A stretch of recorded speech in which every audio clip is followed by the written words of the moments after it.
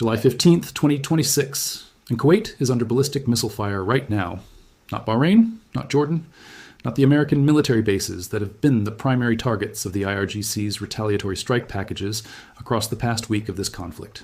Kuwait, the small Gulf nation that the IRGC previously threatened to strike if it continued supporting American operations against Iran, and which the IRGC is now, at this hour, confirming that threat against with wave after wave of ballistic missiles and drone attacks that the Kuwaiti military's air defense systems are actively attempting to intercept as this is being reported.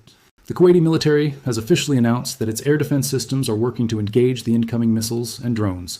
Footage has emerged indicating that at least one Iranian ballistic missile penetrated Kuwaiti air defenses and produced a confirmed impact, with smoke visible from the strike area. The full scope of what got through, how many missiles, how many drones, what damage has been done, is not yet confirmed. But the directional message of what just happened is completely unambiguous. Iran just attacked Kuwait, another sovereign nation, another U.S. partner.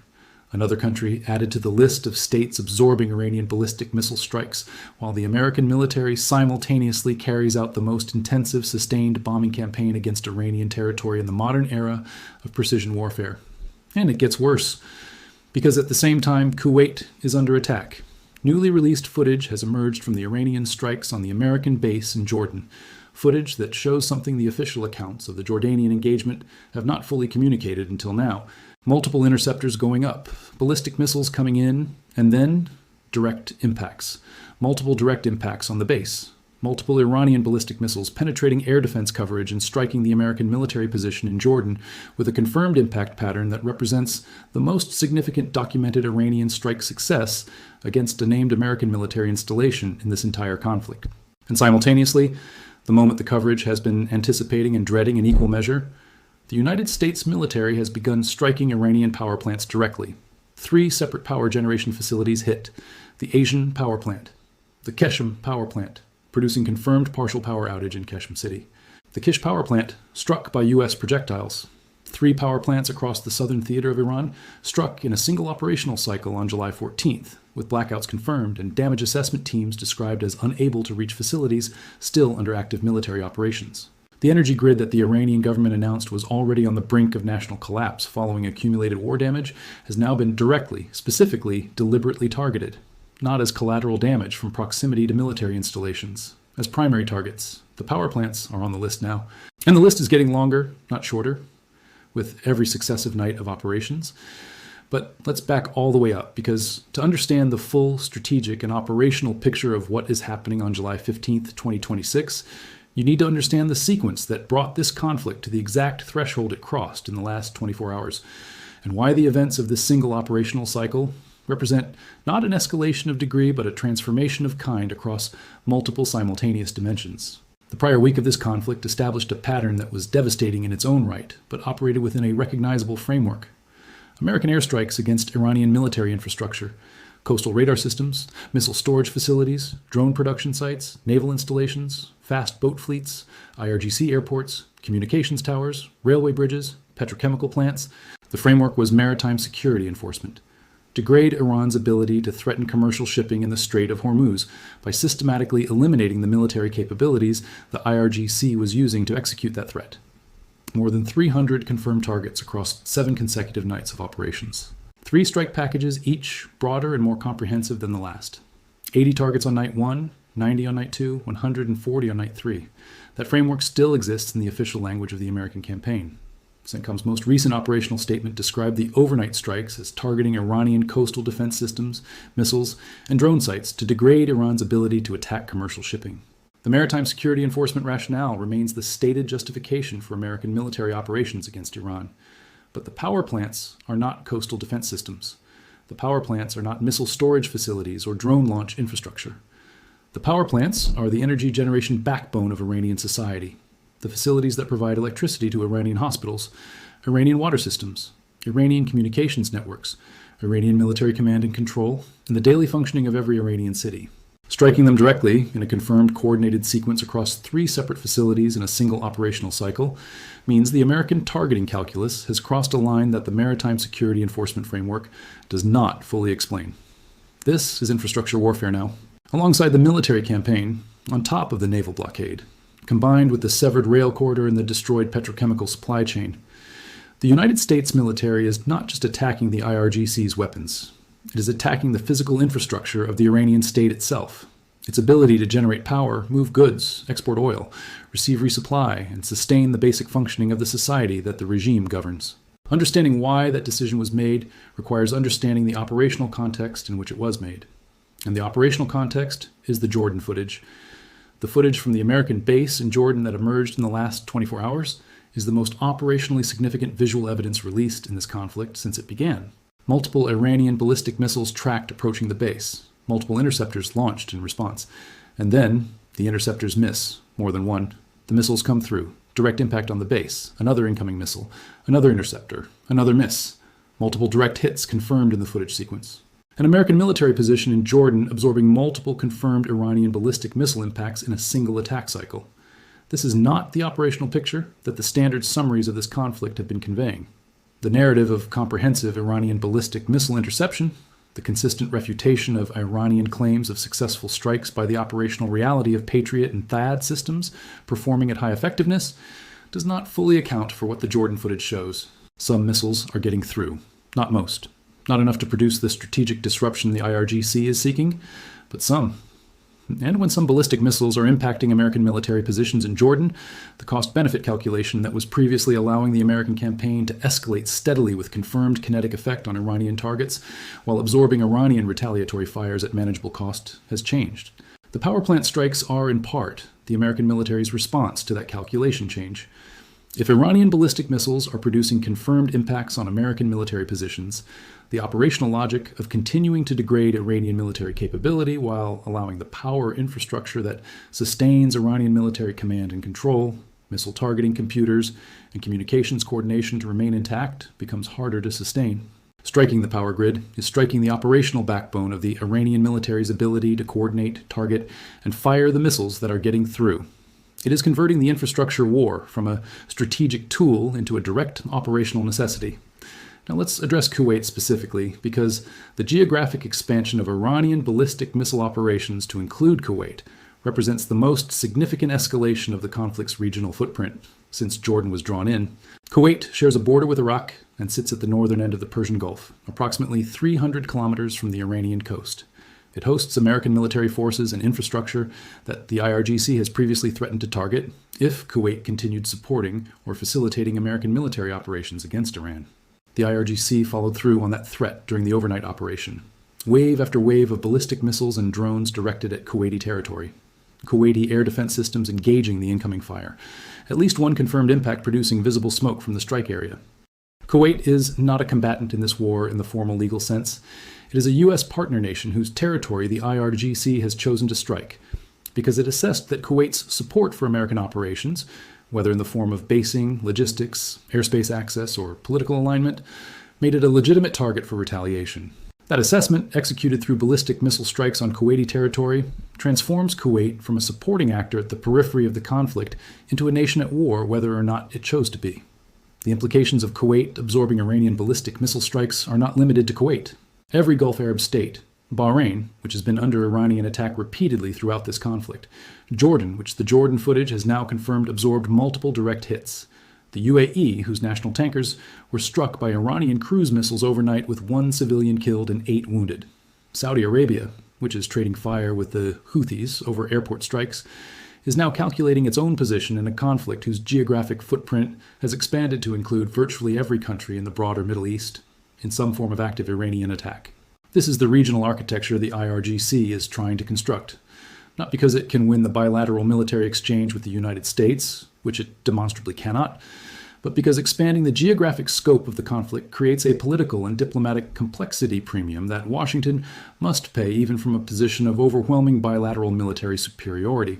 Making every U.S. partner in the region feel the direct personal cost of the conflict, through ballistic missiles, drone attacks, cruise missile strikes on their tankers, is the IRGC's attempt to create political pressure on Washington from its own partners to negotiate a managed outcome before the campaign goes further. The problem with that strategy is that it is executing exactly backwards from what the calculation requires. Striking Kuwait, striking UAE tankers, striking Jordan, these actions do not create pressure on Washington from its Gulf partners to constrain the American campaign. They create pressure on Washington from its Gulf partners to intensify it. Gulf states absorbing Iranian ballistic missiles are not calling Washington asking for the strikes to stop. They are calling Washington asking for more American military protection and more comprehensive degradation of the Iranian capability that is hitting them. The IRGC's regional escalation strategy is generating the opposite political effect from the one it requires to succeed. Now let's examine the Trump statement from July 14th in its full strategic and economic context, because it contains several distinct elements that each deserve independent analytical treatment. Oil is flowing like never before, thanks to the awesome power of the United States military. That opening line is a strategic declaration as much as a political statement. It is claiming, publicly and officially, that the primary operational objective of the American military campaign, keeping the Strait of Hormuz open to international commercial shipping, has been achieved. 800 commercial vessels transited, 400 million barrels of crude made it through, and the American commander-in-chief is publicly declaring that the world's most critical energy choke point is operating because of American military power, rather than Iranian permission. Then, the statement does something analytically important. It acknowledges the contradiction between that declaration of success and the operational reality. Of course, the Iranians bombed 3 more ships today. 3 more civilian commercial vessels struck by Iranian attack in the same operational cycle in which the president is declaring the strait open. The statement resolves this contradiction through a specific framing. The strait is open to all except Iran. And the reason it is not open to Iran, the statement explains, is Iran's lying, violent, malicious leadership, which is taking them down the path of total destruction. The phrase, path of total destruction, in a presidential statement during an active military conflict is not rhetorical flourish. It is a strategic signal to the Iranian leadership about the trajectory the American campaign is prepared to follow if the current behavior continues. Total destruction is not a limited military objective. It is not a maritime security enforcement goal. It is the description of an endpoint that the American president is willing to publicly articulate as the consequence of continued Iranian aggression. Then comes the economic shift that receives surprisingly little analytical attention relative to its significance. The 20% fee on ships transiting the strait that Trump announced as a mechanism for compelling Gulf states to contribute to the cost of American military protection of the corridor withdrawn, replaced with something the Gulf states proposed as an alternative: bilateral investment deals through which Gulf nations will commit billions of dollars in direct investment into the American economy in exchange for continued American military protection of their maritime trade routes. This is not a minor policy adjustment. It is a fundamental restructuring of the economic relationship between the United States and the Gulf Arab states around the framework of military protection and economic investment that has no direct precedent in the recent history of that relationship. Instead of a transactional fee imposed at the point of maritime transit, a mechanism that would have complicated commercial shipping logistics, created enforcement challenges, and generated significant international legal and political friction, the administration has negotiated a structure in which Gulf states make large-scale, long-term investment commitments to the American economy in exchange for the military protection that keeps their own economies functioning. Gulf kings and emirs calling Washington to offer billions in investment rather than pay a transit fee is not just a diplomatic win. It is the transformation of the American military's role in the Gulf from a security service provider billing for its services into a strategic partner receiving equity investment in the American industrial and manufacturing base. The factories being built with Gulf investment in the United States, the record-setting domestic economic activity that Trump referenced, are the long-term strategic dividend of the military campaign being fought in the Persian Gulf right now. And then the most important line in the entire statement, which deserves to be read with the full analytical weight it carries: Iran will never have a nuke. Not Iran should not have a nuke. Not Iran must not develop nuclear weapons capability. Never. As an absolute, unconditional, permanently stated American policy commitment, Iran will never have a nuke. Present tense, future committed.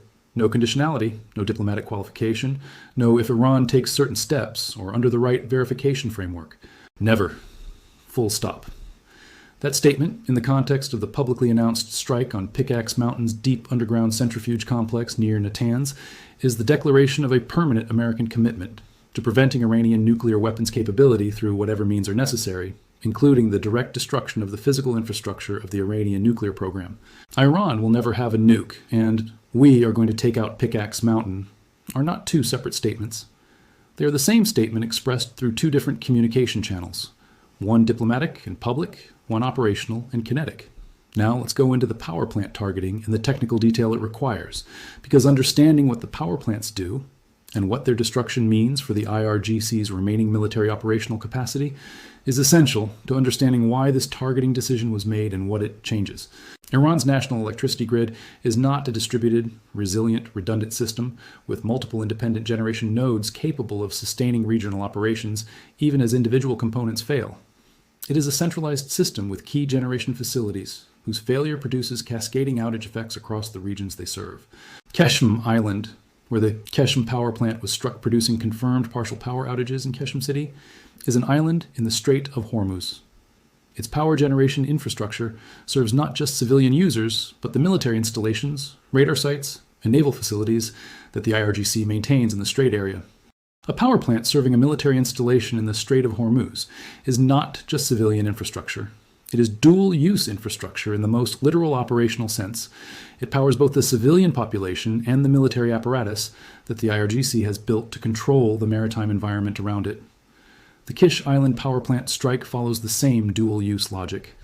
Kish Island is a Persian Gulf island that the American military has already struck directly in previous operational cycles for its value as a forward IRGC naval and surveillance platform. Striking the power plant at Kish eliminates not just the island's civilian electrical supply, but the power that sustains whatever remaining military communications, radar, and drone control infrastructure the IRGC has maintained on the island, despite previous strikes against its military installations.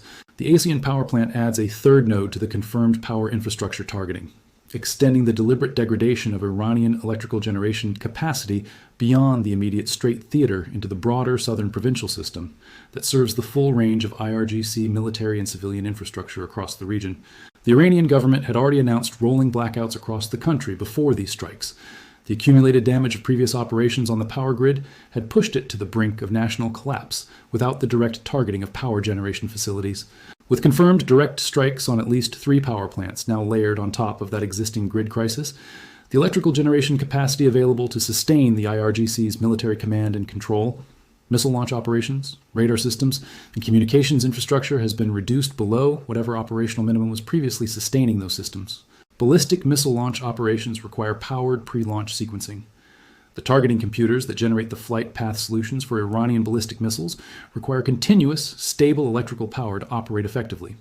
The communications relays that allow IRGC launch commanders to receive authorization from the political leadership, confirm target assignments, and coordinate simultaneous multi-axis launches require power.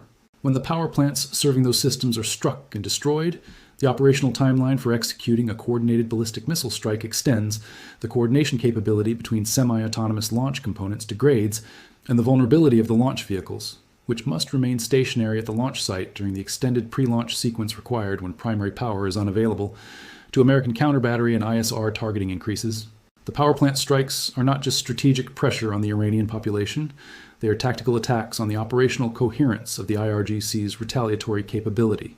Now, let's understand the full technical picture of the weapon systems the United States is deploying across this operational environment, because the overnight strikes introduced a multi-domain kinetic combination that deserves to be understood in its full complexity. The 5-hour continuous strike package executed across the previous night confirmed the involvement of carrier-based F-18 Super Hornets from both the Abraham Lincoln and the Bush, F-35s providing stealth penetration and precision strike, F-15E Strike Eagles with extended range standoff cruise missiles and bunker-busting ordnance, F-16CJ Wild Weasels executing the SEED mission with AGM-88, HARM missiles, HIMARS ground-based precision rocket artillery firing from Bahrain into Iranian territory, and Tomahawk cruise missiles from surface combatants and submarines in the Arabian Sea. CENTCOM confirmed the involvement of 50,000 U.S. troops currently deployed in theater, a force posture that reflects extended sustained combat operations rather than a discrete strike package with a defined limited endpoint. The refueling tanker constellation confirmed over Bahrain, Qatar, Saudi Arabia, and the UAE during the overnight operation tells you the logistical scope of sustaining this strike tempo. Multiple tankers over multiple countries simultaneously means the aerial refueling network supporting American strike operations extends across the full geographic breadth of the Gulf theater, not centered on a single corridor or a single airfield, providing the fuel that allows fighters to stay airborne for the extended mission profiles required to operate over Iranian territory at the distances involved, with the weapons loads required to produce the effects being documented in the operational summaries. This is an air campaign being sustained with the full logistical infrastructure of the United States military's regional posture, not improvised, not operating at the margins of capability, operating at the designed operational envelope of a force that has been building toward exactly this campaign in its doctrine, its platform development, its logistics architecture, and its operational planning for years. Now let's address President Trump's reposting of the 1988 statement about Carr Island, because while it may appear to be a minor social media moment in the context of the conflict's broader operational picture, it carries an analytical signal that deserves explicit treatment. Carr Island, located in the Persian Gulf, has been a historically contested element of the Gulf's island geography. Trump reposting a 1988 statement about Carr Island during an active military conflict with Iran, while American military operations are actively targeting Iranian-controlled islands, including Abu Musa and Kish Island in the Persian Gulf, is not simply nostalgia. It is a public signal about the administration's thinking regarding the eventual geographic and strategic outcomes of this conflict, about which islands, which maritime positions, and which strategic assets in the Gulf theater the United States views as part of the settlement that a successful military campaign should produce. Island control in the Persian Gulf is not merely territorial. It is strategic access to the maritime surveillance, naval basing, and communications infrastructure that determines who can monitor, manage, and, if necessary, close the Strait of Hormuz. The IRGC has used its island positions, Kish, Abu Musa, strategic positions along the Strait's northern coastline, as the forward nodes of the surveillance and strike architecture that the American campaign has been systematically destroying. An American administration that is simultaneously destroying those nodes and publicly reposting statements about acquiring certain islands in the Gulf is communicating something about the post-conflict geographic settlement it is working toward, one in which the strategic maritime positions that enabled the IRGC's Strait of Hormuz extortion campaign are not returned to Iranian military use when the shooting stops. Now, let's build the three-track convergence analysis for July 15, 2026, with the full analytical depth the moment demands. The military track has crossed a threshold that changes the nature of what the campaign is doing to the Iranian state. Previous nights of operations, however devastating in their military effect, were operating in a space that could theoretically be described as limited, targeting the specific military infrastructure the IRGC was using to threaten commercial shipping. The power plant strikes eliminate that description's accuracy. Direct strikes on electrical generation facilities serving Iranian cities and provinces, regardless of their dual-use military value, are infrastructure warfare in the full sense of that concept. The military track has merged with the infrastructure track. They are now the same track. And the cumulative effect of running both tracks simultaneously, destroying military assets while degrading the power infrastructure that sustains whatever military assets survive, creates a compounding degradation dynamic in which each element of the IRGC's military capability is being attacked both directly and through the removal of the power that makes it functional. The financial track has produced its first major confirmed diplomatic result in the replacement of the 20% straight transit fee with Gulf state bilateral investment commitments. This is significant not just as an economic arrangement, but as a strategic signal about the nature of the alliance relationships the United States is building around the permanent military protection of the Gulf's maritime trade architecture. Gulf states committing billions in investment to the American economy in exchange for continued American military protection of the Strait is not a transactional arrangement that ends when the current conflict ends. It is a structural economic relationship that creates long-term incentives for Gulf states to support and sustain the American military presence in the region across administrations and conflict cycles. The financial track is not just about Iran. It is building the economic architecture of a long-term American strategic position in the Gulf. The psychological track is now operating at the level of direct, personal, daily lived experience for the Iranian civilian population in a way that no previous phase of this conflict achieved. Rolling blackouts confirmed by the government before the power plant strikes. Direct strikes on 3 power generation facilities, producing confirmed additional outages on top of the existing grid crisis. Ballistic missiles fired at Kuwait, while the government announces the power plants are being hit. Iranian state media continuing to deny that anything significant is happening, while Iranian citizens in Qeshm City experience power outages from a strike that is simultaneously being reported internationally. The gap between the official narrative and the daily experienced reality, the lights going out, the jets overhead, the bombs audible across multiple provinces, the government's own announcements contradicting the regime's public posture of controlled defiance, is the psychological weapon that no conventional military platform can deploy, but that the combination of infrastructure warfare and information environment creates automatically. The Iranian population watching its government deny that something significant is happening while its power goes out is a population experiencing the regime's credibility failing in real time through the medium of its own daily life. That is not a minor psychological effect.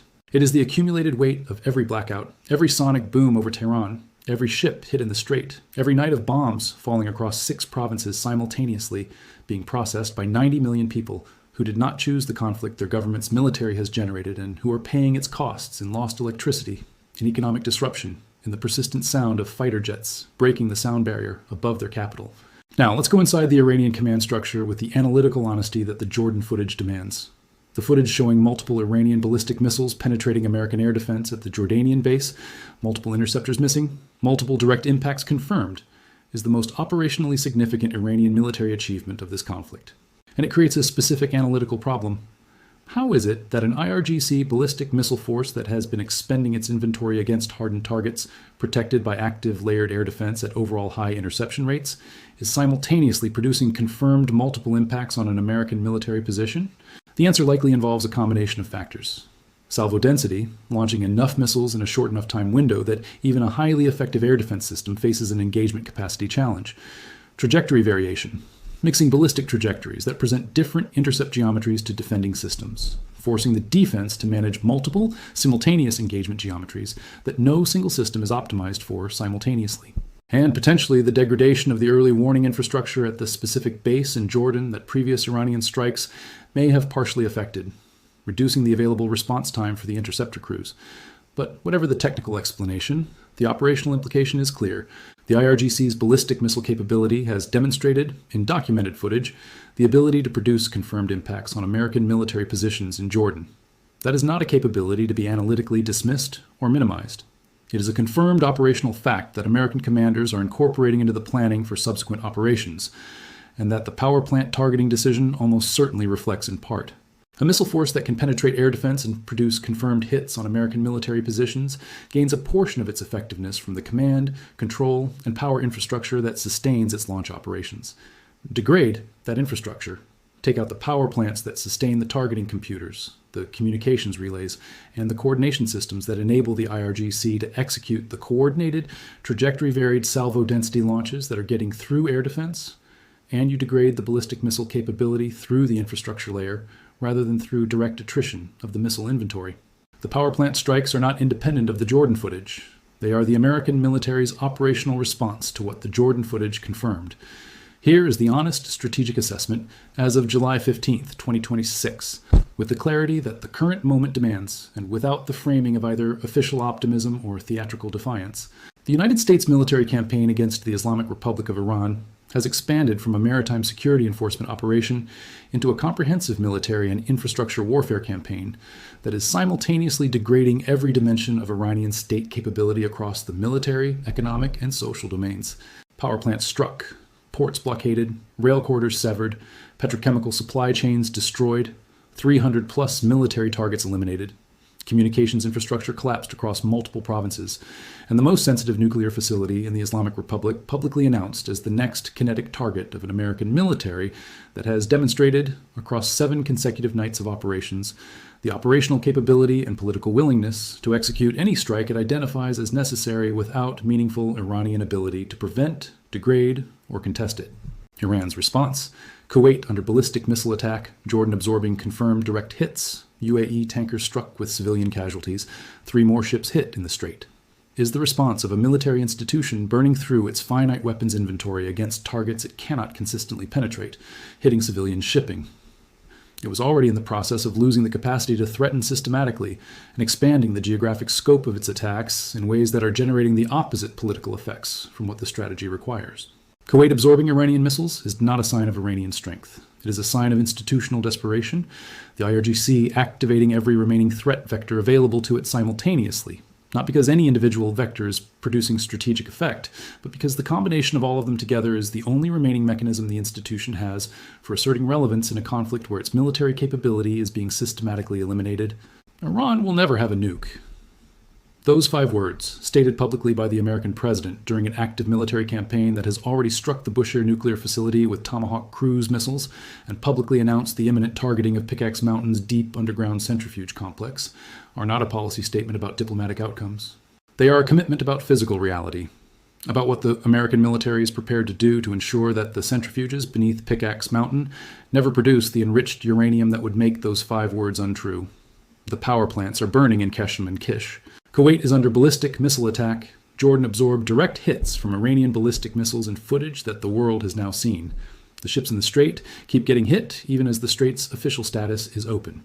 The power grid across southern Iran is failing under the combined weight of accumulated war damage and direct strikes on generation facilities.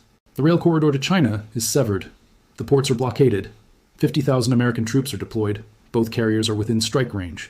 The HIMARS is firing from Bahrain, and Pickaxe Mountain is waiting. July 15th, 2026, and the Islamic Republic of Iran is fighting this war on every front simultaneously, striking Kuwait, striking Jordan, striking UAE tankers, striking ships in the Strait, with a military that is being dismantled piece by piece on the same schedule it is being fired. The lights are going out across Iran, not as a metaphor, as a confirmed operational fact, produced by American precision munitions striking the power plants that kept them on. And in the darkness that is spreading across the provinces of the Islamic Republic, the only things still burning are the targets that the United States military put on fire, and the institutional determination of a regime that has publicly committed to fighting until one side emerges victorious, in a conflict where the operational trajectory has already determined which side that will be. The jets are still roaring, or if the missiles are still in the air over Kuwait. The power plants are struck and smoking, and what the American president described as the path of total destruction is no longer a warning about a possible future. It is the operational description of the present.